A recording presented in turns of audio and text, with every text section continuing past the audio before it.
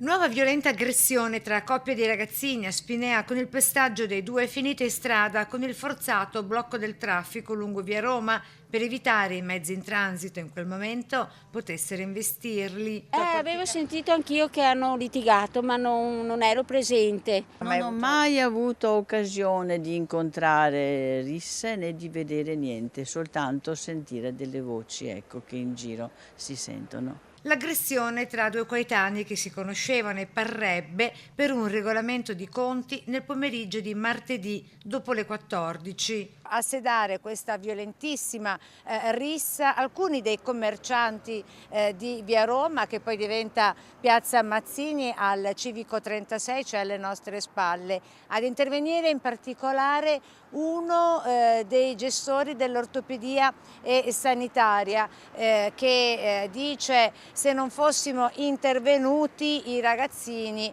potevano anche finire gravemente in ospedale. Episodio che accade a poco più di 15 giorni di distanza dall'altro pestaggio, quello delle 6 babybulle, tutte minorenni, contro la coetanea compagna di scuola 14enne, trascinata pure per i capelli, con una ciocca rimasta tra le mani di una delle sue aguzzine ed esibita come trofeo di tanta inaudita violenza. L'episodio delle ragazzine è stato un episodio molto grave e che comunque ha attirato l'attenzione di tantissime persone e dei media. A Spinea, comunità letteralmente sotto shock. Farci un esame di coscienza, secondo me, e aiutare questi ragazzi, perché se vai avanti così negando non aiuti di certo nessuno, né loro né i familiari che gestiscono questi adolescenti, questi ragazzini purtroppo con questi problemi. Uno dei due ragazzi del pestaggio di via Roma sarebbe seguito dal centro di igiene mentale di Milano e a Spinea